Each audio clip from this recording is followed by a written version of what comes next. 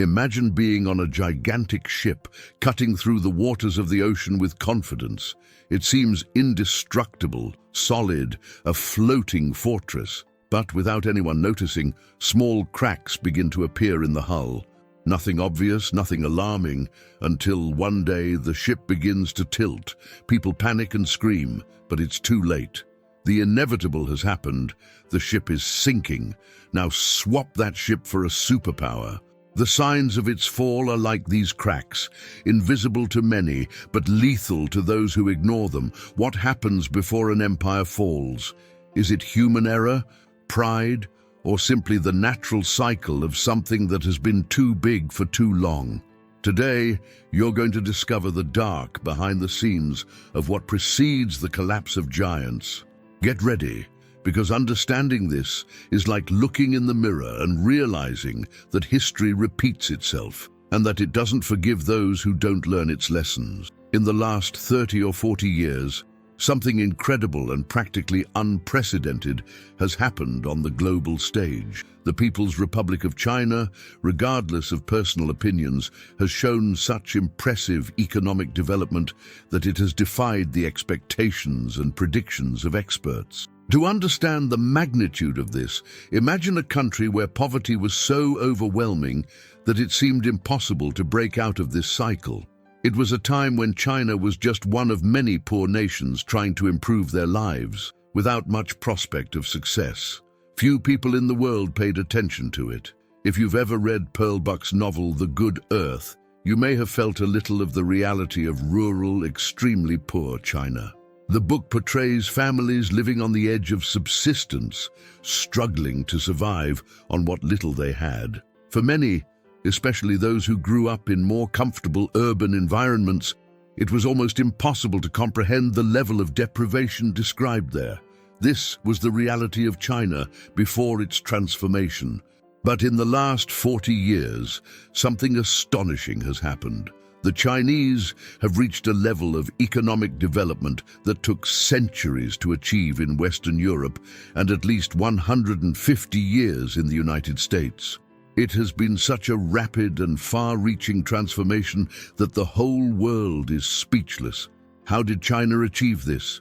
That's the great mystery that has fascinated economists, political leaders, and historians. They mobilized internal resources, borrowed from the rest of the world, attracted foreign investment, and combined all this with exceptional strategic planning.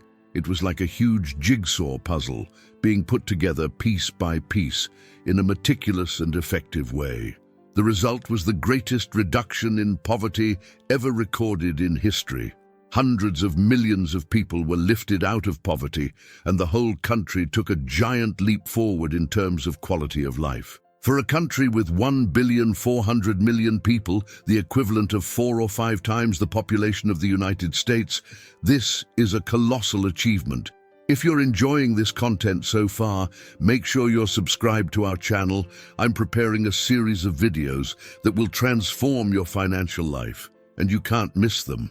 But that's not all. China has not only grown economically, but has also begun to compete on an equal footing with the United States in high-tech sectors. Today, Chinese companies produce products that rival giants like Intel and Apple, and in some cases have even surpassed them. A striking example is the electric car market.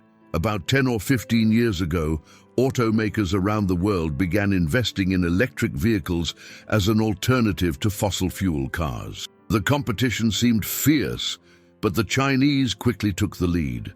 Today, their electric cars are not only better in technology, but also significantly cheaper than those produced elsewhere. And how has the United States responded? To try to curb this growing competition, the US government imposed a 100% tariff on Chinese electric cars. This means that if a Chinese car costs $30,000, it will cost $60,000 on the American market. It's a barrier that practically makes it impossible for Chinese cars to be on US roads. Meanwhile, in Europe, the situation is completely different. There, around 25% of the electric cars on the road are already Chinese. The largest and most successful electric car manufacturer in the world today, BYD, is widely recognized in Europe and Asia, but remains virtually unknown in the United States. This attempt to block Chinese products is being seen as a self-defeating strategy that harms the Americans themselves more than the Chinese. Meanwhile, the world is watching. Developing countries, such as those in Asia, Africa, and Latin America, are looking to China as a model of success. Decades ago, these same countries saw the United States as the main example of development to follow.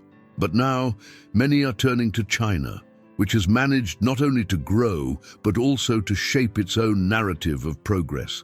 Part of China's success has come from its ability to learn from the West. They didn't invent everything from scratch.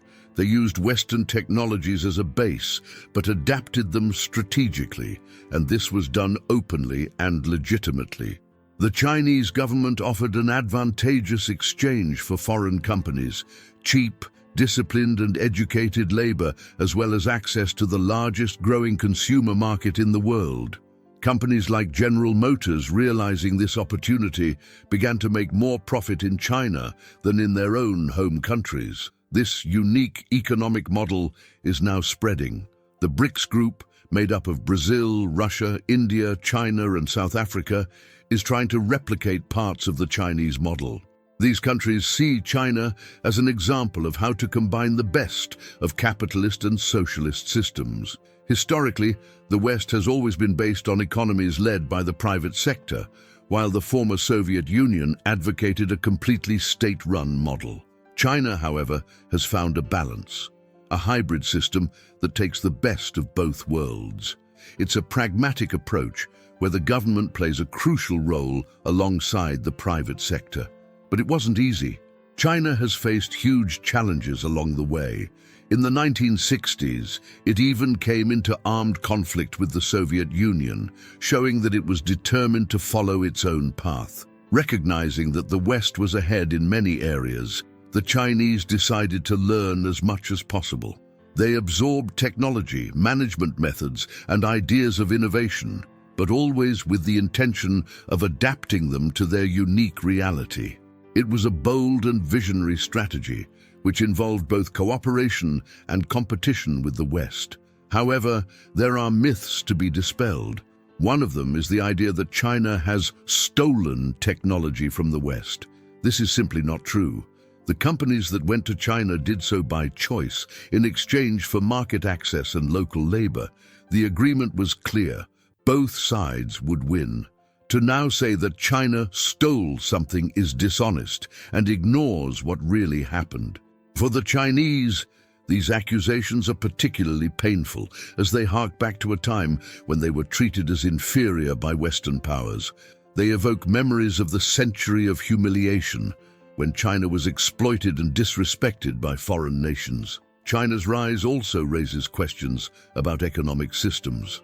In the United States, innovation is directly linked to profit. If something isn't profitable, it's unlikely to attract investment. In China, on the other hand, half of the economy is driven by the private sector, while the other half is led by the government. This means that if the private sector doesn't see interest in investing in something strategic, such as artificial intelligence or renewable energies, the government steps in and takes responsibility. This model allows China to explore areas that the US often ignores, not for lack of capacity, but because its system prioritizes immediate profits. This approach is generating results. While the world watches, China continues to advance in areas such as green technology, infrastructure, and artificial intelligence. Their strategy is not just about profit, but about creating a balance between economic progress and social welfare. They call it socialism with Chinese characteristics, a model that mixes the pragmatism of capitalism with the values of socialism. In the end, the question is, how far will this strategy take China? And more importantly, what can the rest of the world learn from this experience? What is clear is that China has not only changed its own history, but is also shaping the global future in ways that no one could have imagined. Now that we've come to the end, I want to leave you with an important reflection. Have you noticed how small changes can transform something huge, like the course of a country or even the fate of an empire? Well, details matter, and history is always teaching us that. So stay alert. Look at the world around you with curious and critical eyes. The cracks that bring down giants are not always visible at first glance. Whether you're studying, working, or planning for the future, never underestimate the power of knowledge and paying attention to the signs. If you've made it this far in the video, comment, "I stayed until the end." And now on your screen, there's an incredible video I've prepared especially for you.